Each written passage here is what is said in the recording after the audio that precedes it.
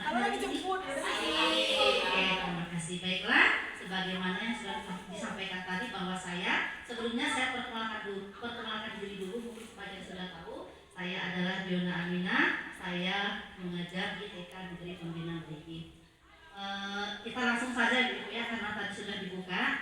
Berdirinya saya di sini adalah untuk melakukan pengembasan penguatan pembelajaran implementasi kurikulum merdeka yang sudah saya ikuti di SMP 2 Ujian Mas kemarin. Sebelum saya melakukan pengembasan, mohon izin apakah rekan-rekan berkenan jika saya memberikan sedikit pembelajaran ini? Kalau berkenan kita lanjutkan, kalau tidak kita diskusikan kembali. Apakah berkenan Ibu? Ya, alhamdulillah, masya Allah berkenan. Kita langsung saja ya. Adapun topik yang akan saya bahas kali ini adalah tentang kombel atau komunitas belajar. Sebelum kita memasuki ke materi inti, saya tanya dulu, apakah ibu-ibu pernah mendengar istilah komunitas belajar atau kombel? Pernah dengar? Pernah? Oh iya. Kemudian kira-kira kombel itu apa ya? Boleh? Tapi mana kamu jawab ya? Kira-kira kombel itu apa ya? Ada yang bisa bantu jawab? Ibu Diona di sini boleh angkat tangan. Nanti yang bisa jawab saya kasih coklat imajinasi lagi. Boleh Ibu? Siapa yang bisa bantu jawab apa itu kombel? Kira-kira aja ya Ibu. Iya. Apa itu komunitas belajar? Karena menurut saya kelompok belajar antara guru, baik secara di lingkungan satuan pendidikan, guru dan kepala sekolah dan seluruh anggota yang ada di sekolah. Itu aja. Iya, baik, terima kasih Mas Allah. Terima kasih Bu. Ada lagi yang mau menanggapi kira-kira kombel itu apa ya? Boleh di belakang Ibu. Bantu Ibu Diona di sini. Ibu yang ini yang cantik. Boleh? Hah? Oh, Ibu aja lah.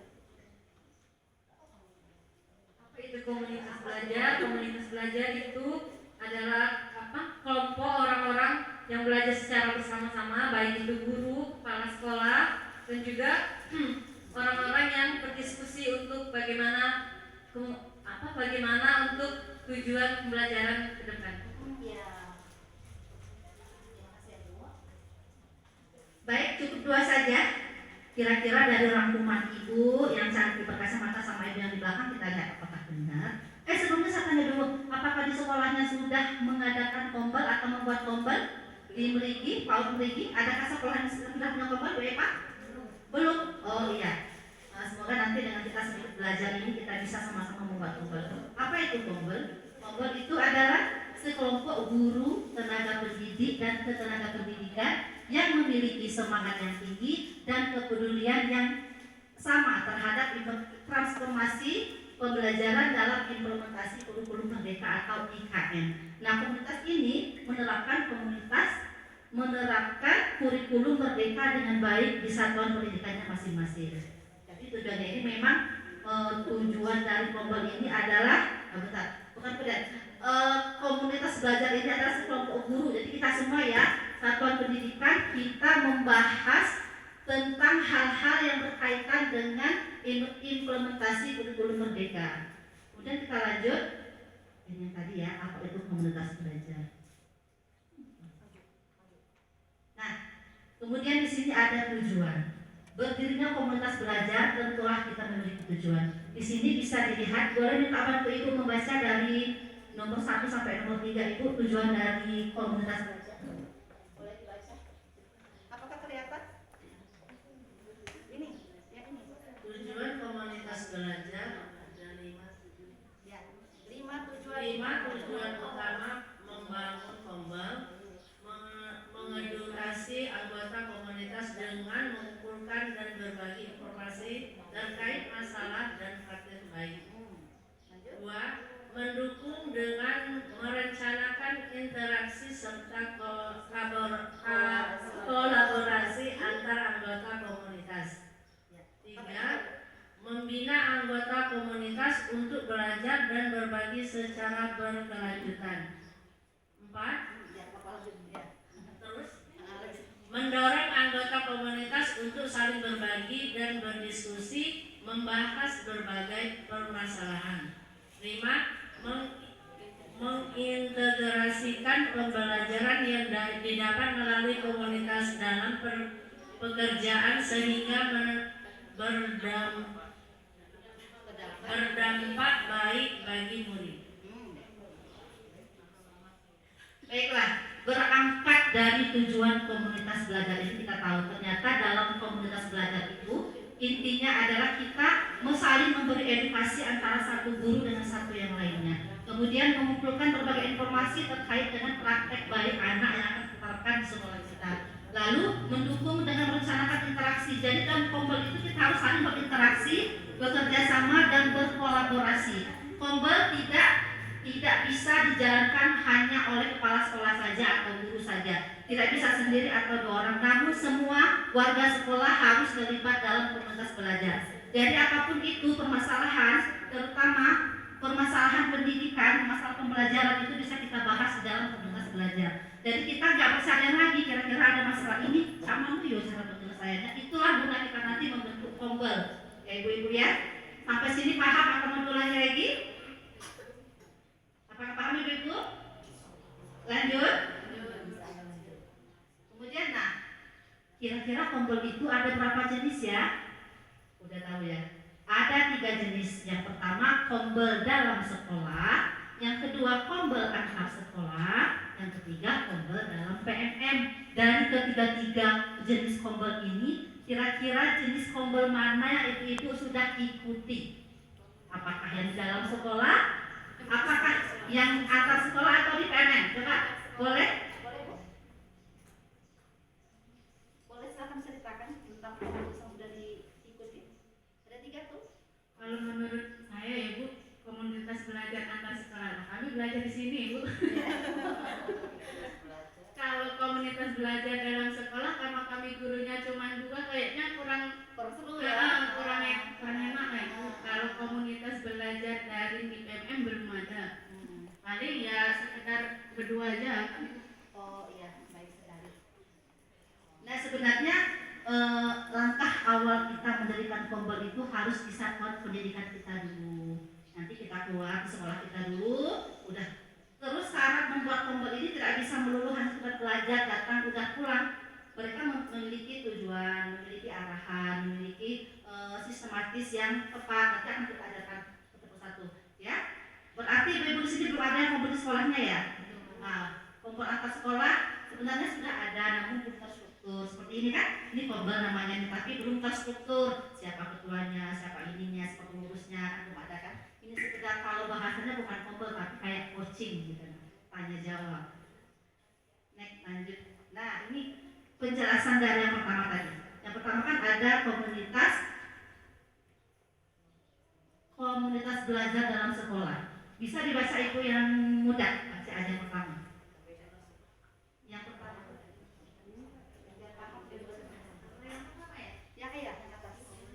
Kombel belajar dalam sekolah. Komunitas belajar dalam sekolah terdiri atas kelompok guru, mata pelajaran atau guru kelas atau lintas komunitas. Lintas mata pelajaran atau Masukkan. Boleh ibu yang di sebelah lanjut nomor 2 Bu? Kalau baca yang nomor 2, Kombel antar sekolah, biar dipahami harus membaca. Boleh ibu bisa pahaminya? Sudah lanjut. Kombel antar sekolah nomor 2. Kombel antar sekolah nggak kelihatan ya? Sambil dilihat. Ya sebentar.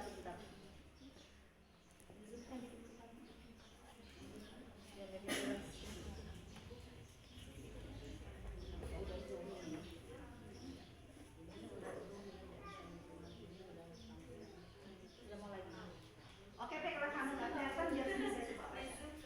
Masih nggak kelihatan ya? Baiklah, kalau Kombel antar sekolah adalah komunitas belajar antar sekolah merupakan sekelompok guru tenaga kependidikan dari berbagai sekolah yang belajar dan berkolaborasi untuk meningkatkan hasil belajar murid. Wujud dari Kombel antar sekolah ini bisa gugus di PAUD, bisa NGMP, bisa NGBK, Sekarang pertanyaan, kalau ini IGTKI itu termasuk kombel atau bukan? IGTKI itu termasuk kombel atau bukan? Nah, bukan ya. Kalau MGMP, ya, yang tertera di sana adalah merupakan bagian dari kombel antar sekolah. Jadi kalau ibu-ibu ada yang mengikuti MGMP, MGBK, KKG, itu berarti ibu sudah mengikuti komunitas belajar antar sekolah. Yang terakhir adalah komunitas daring pada platform Merdeka atau PMN. Komunitas ini merupakan komunitas yang terdata secara virtual yang ada di menu komunitas di PNN. Pendidikan, yang kedua fokus kepada murid. Jadi ketika kita mempunyai kombel, di dalamnya kita berbagi, berkolaborasi, dan belajar bersama. Itu seperti yang saya katakan tadi, tidak bisa sendiri. Kita harus berperan aktif, atraktif di dalam, jangan hanya diam aja. Yang tidak tahu, tanyakan. Kira-kira kebutuhan murid nih, kira-kira gini. Oh iya, hari ini kita mau bahas RPP nih misalnya. Kira-kira dengan tujuan ini, apa ya kegiatannya? Pokoknya segala sesuatu yang hasilnya adalah untuk hasil belajar anak dibahas di dalam kombel. Nah, itulah gunanya kombel itu. Nah, jadi kita harus terlibat aktif, tidak bisa diam, harus digerakkan. Jadi fokusnya ke kita tenaga pendidik dan juga ke anak. Pokoknya selagi tujuannya untuk kita dan untuk anak, maka itu disebut dengan kombel. Kemudian kalau jamnya Bu, kira-kira kombel ini ada yang tahu?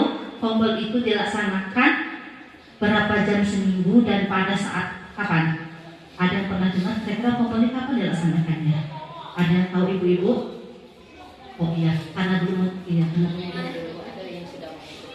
enggak, mereka belum kombel Bu. Karena belum ada yang membuka kombel di sekolahnya, saya kasih tahu. Untuk jam kombel ini dilakukan minimal 1 minggu 1 jam dan dilaksanakan pada hari efektif sekolah. Jadi seandainya di sekolah ibu-ibu sekolahnya sampai hari Senin sampai hari Jumat saja, berarti kalau hari Sabtu tidak bisa dilakukan. Hanya bisa dilakukan pada hari efektif minimal 1 jam sesuai dengan kebutuhan.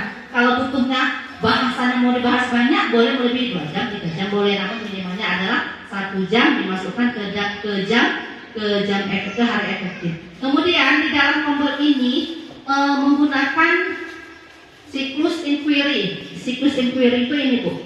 Ada refleksi awal, ada perencanaan, ada implementasi, ada evaluasi. Sebelum ibu-ibu membuat kombel nanti, dibuat dulu refleksinya apa. Kira-kira permasalahan kita sekolah ini dengan mendirikan kombel ini apa? Mau bagaimana kita sekolah ini? Apakah misalnya tujuannya untuk meningkatkan semangat belajar anak? Misalnya pokoknya bertujuan dengan hasil belajar anak, itu refleksi awalnya. Kemudian melakukan perencanaan mulai dari awal sampai akhir, itu rencananya dibuat serinci dan sedetail mungkin. Setelah direncanakan boleh diimplementasikan. Maksudnya diimplementasikan ini dilaksanakan di sekolahnya. Jangan hanya direncanakan saja namun diam setelah itu. Setelah direncanakan kita terapkan di sekolah kita. Kemudian terakhir dari hasil implementasi kita ini kita evaluasi. Kira-kira kombel kita ini kurangnya apa ya? Nah itu ya. Jadi kalau menggunakan kombel, mendirikan kombel harus menggunakan siklus inquiry 4 ini, refleksi awal, perencanaan, implementasi, dan evaluasi. Apakah sudah mengerti? Kalau nggak mengerti nanti ada sesi jawab ya. Ini sekedar pemahaman awal. Lanjut, nah ini komunitas belajar, fokus komunitas belajar. Apakah kelihatan tulisannya Ibu? Tidak kelihatan? Sama-sama. Tidak, memang di sini tidak jelas. Nih, saya kasih lebih dekat nih.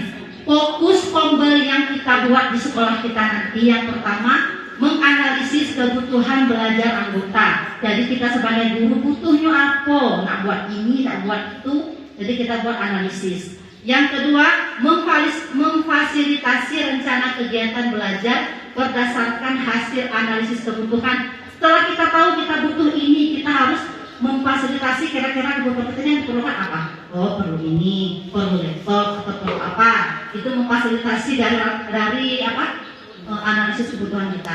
Yang ketiga, mencari fasilitator pembelajaran yang relevan terkait kebutuhan belajar. Fasilitator ini Bu, boleh dari sekolah Ibu sendiri yang tentunya sudah paham tentang komunitas belajar. Namun jika belum ada, karena yang belum ada ya kita tunggu dia, kalau belum ada boleh bertanya ke komunitas antar sekolah. Kalau KTK Pembina ini hasilnya ada yang akan dipelajari nanti. Boleh nanti di belakang layar tanyakan ke beliau bagaimana cara bla bla bla bla penerapan kombolnya ya di sana.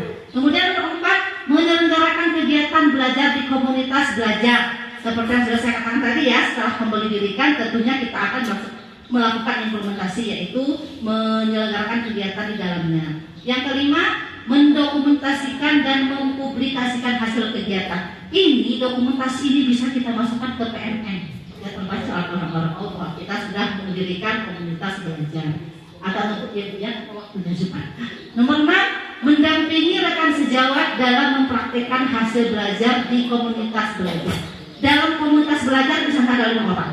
Kali ini guru si A, aku minta bagi praktek baik tentang modul, boleh berbagi sama teman-teman. Minggu depan lagi ibu ini mau berbagi tentang TPCP, boleh. Jadi di dalamnya adalah kita saling berbagi antar guru ya, nih, dalam mempraktikkan hasil belajar di komunitas belajar. Kemudian nomor 7, evaluasi dan refleksi pembelajaran dan penerapan kegiatan. Tentunya dari kegiatan yang sudah kita lakukan, kita akan melakukan refleksi dan evaluasi untuk perbaikan ke depannya. Nah, apa saja administrasi komunitas belajar? Tentunya yang pertama ada panduan. Yang kedua, SK Kombel itu harus dibuat. Siapa yang buat? Tentunya kepala sekolah ya, satuan pendidikan. Yang ketiga ada jadwal kegiatan. Seperti yang saya katakan tadi, jadwal kegiatannya kapan Ibu? Seminggu minimal 1 jam pada hari efektif. Oke, benar. Terus dokumentasi, setiap nomor melakukan kegiatan Kombel harus didokumentasi. Yang kelima tentunya evaluasi untuk perbaikan ke depan ya Ibu. Kemudian banyak Ibu. Ini pengisian instrumen Kombel, apakah boleh dilewati? Karena ini menyangkut ke nanti ya. Ke nanti ya. Nah, adapun prinsip-prinsip dalam merancang Kombel, yang pertama adanya kegiatan bersama. Yang kedua adanya kesamaan atribut antara individu. Yang ketiga adanya keselarasan dengan konteks komunitas. Kalau misalnya Kombel sudah kita buat namun tidak ada kegiatan, kosong aja, itu bukan Kombel namanya, gibah namanya. Kemudian yang kedua adanya kebersamaan atribut. Maksudnya antaranya kesamaan atribut antar individu, antara guru TK dengan guru TK. Tidak bisa guru TK dengan guru SD ya, guru SD dan guru SD, karena yang dibahas itu harus sama satu tujuannya, tidak boleh beda-beda, karena akan berbeda juga hasilnya. Yang ketiga adanya keselarasan dengan konteks komunitas ya tentunya ya Bu ya. Lanjut, tahapan kita lanjutkan Ibu ya sama ini. Tahapan merintis dan merancang komunitas. 1. Tetapkan tujuan dan kegiatan bersama untuk pembentukan komunitas belajar. Yang kedua, keanggotaan kerjasama dan komunikasi. Yang ketiga, pemetaan pemangku jabatan. Nah, kira-kira dari yang pertama ini, tetapkan tujuan dan kegiatan bersama komunitas. Sebelum membuat Kombel kita harus tentukan apa kira-kira tujuan kita buat Kombel ini. Apa nak masa aja, apa nak saling belajar, apa nak saling ngupe, itu kan tujuannya di sana nanti ya. Dan kegiatan bersama ya, termasuk juga di dalam Kombel itu kegiatannya apa saja. Kemudian keanggotaan. Keanggotaan itu ditentukan siapa ketuanya, siapa koordinatornya, siapa penanggung jawabnya. Itu nanti ada ininya, ada formatnya, boleh diminta ke Ibu Karnia, beliau punya. Kemudian ini pemetaan pemangku kepentingan ya. Terus, nah ini untuk menjawab pertanyaan tadi, peran apa saja yang dibutuhkan di komunitas belajar? Ada jawabannya. Kira-kira di komunitas belajar itu kita perlukan apa? Perannya sebagai apa? Coba Ibu yang di belakang deh. Boleh dijawab. Kira-kira peran apa saja yang kita butuhkan kalau kita membentuk Kombel?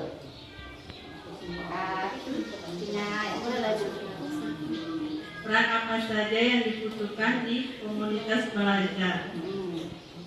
Pertama, peran pendidik. Ya. Kedua, peran murid atau Iya benar, namun maksudnya peran yang dibutuhkan dalam kepengurusan mungkin ya maksudnya kepengurusan Kombel. peran Ya.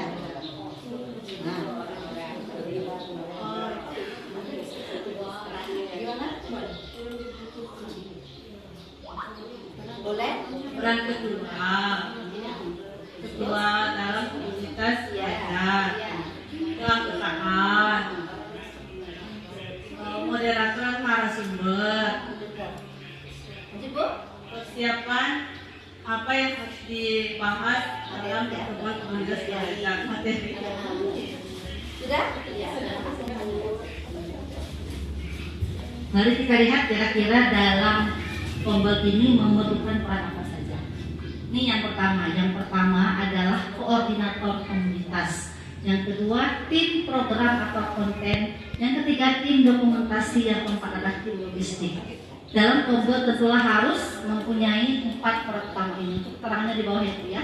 Koordinatornya siapa, tim programnya siapa, tim dokumentasi siapa, tim logistik juga siapa.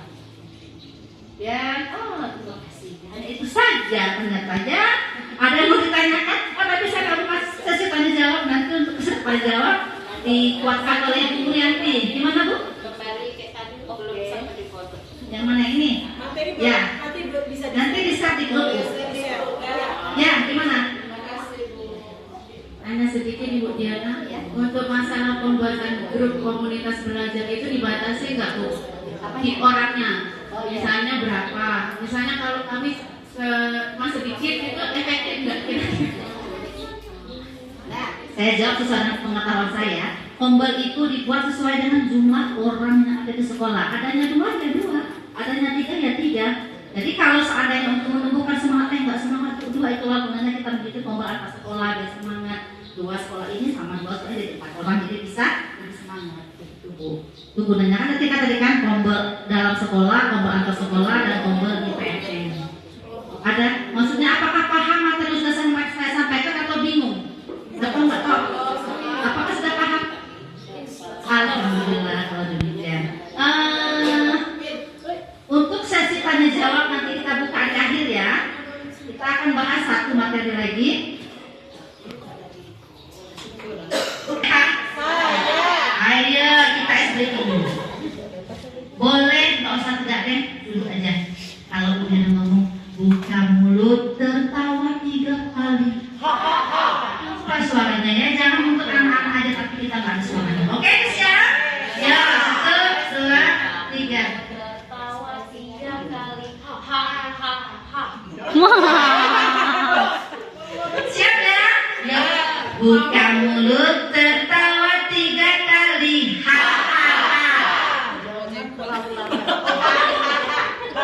Buka mulut tertawa 3 kali.